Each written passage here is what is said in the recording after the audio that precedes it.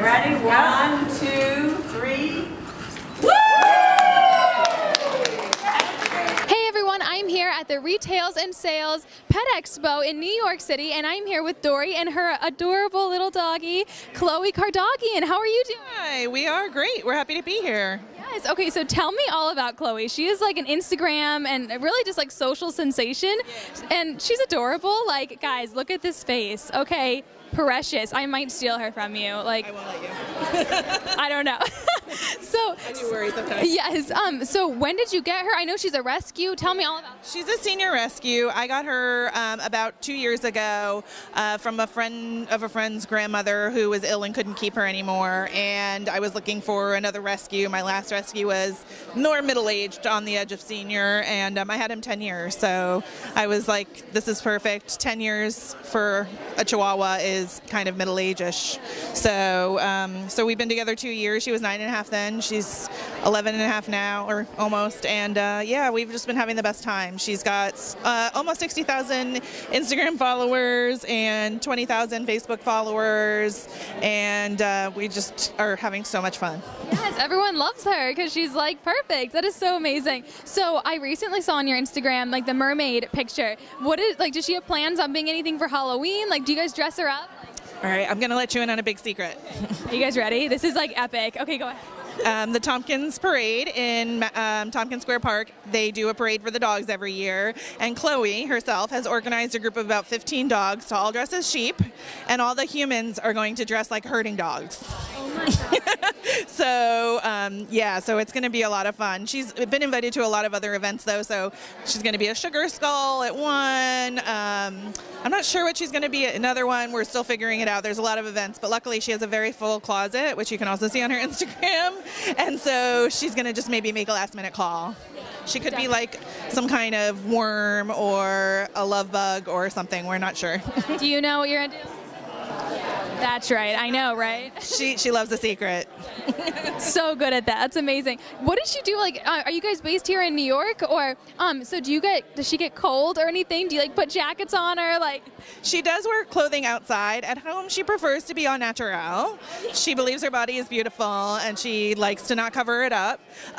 She does get cold sometimes, although I'm pretty surprised not more. Like, I keep the apartment pretty cold because I like it that way, and she's pretty much okay for the most part. When we go outside and it's chilly, I'll put something on her, but as soon as we get home, she wants that thing off. Well, thank you so much. Thank you. It was a pleasure meeting you. Hey guys, I'm here with Andrea, Arden. So what do you love about this event? Like, what is your favorite thing about it? Well, I would have to say my favorite thing are the dogs. There's Josie, the bulldog from Long Island Bulldog Rescue, who's adorable, and there's a really cute Havanese over there who's really cute too.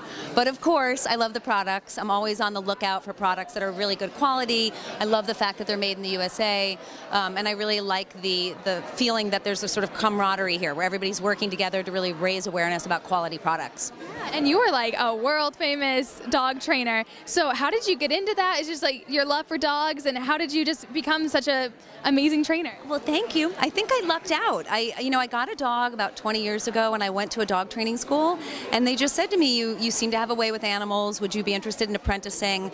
And it was a bit of a long road from there, but it kind of just spiraled, and I got involved in television, and now I get to do a whole bunch of different things that I love. They're all wrapped up in one. That's amazing. Yeah, and speaking of television stuff, tell me some of like the shows you premiered on and trained dogs on and everything. Well, I'm officially Animal Planet's pet expert, so that's super cool, which is really fun because I get to hang out with all the fun people who work with Animal Planet, and of course, more importantly, all the fun animals that we highlight. I work on a show called Dogs 101, Cats 101, America's Next Cat Star, and I also worked on a show called Underdog to Wonderdog, which was all about rescuing dogs from shelters and giving them a makeover.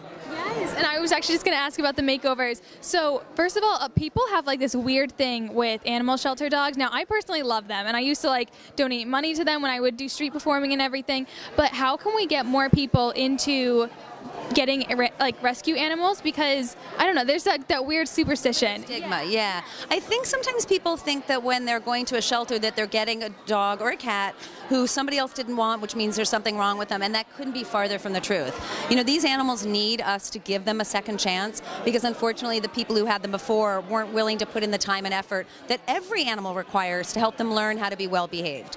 And so I think one of the really cool things that's happening now is that a lot of celebrities are helping starting to raise awareness about adoption and how cool it is.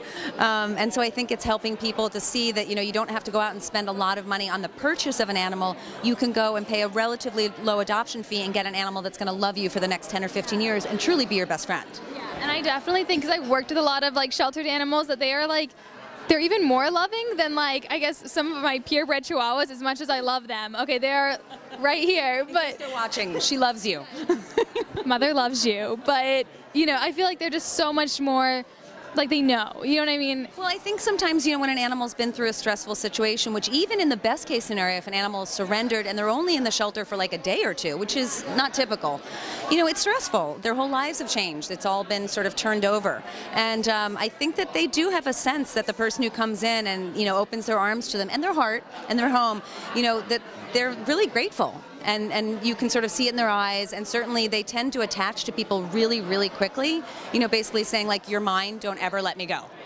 Yeah. That's amazing. Well, thank you so much. Thank you. This is great. I'm so glad you're here. This is a really cool event. Okay. So, hey guys, I'm here with Jill RAPPAPORT. Okay, so first of all, tell me about her and like where people can adopt her, all this information. This beautiful little girl is Josie, and if you love English bulldogs or any bulldogs, which who doesn't, the best place in the world is Long Island Bulldog Rescue, which is where she comes from.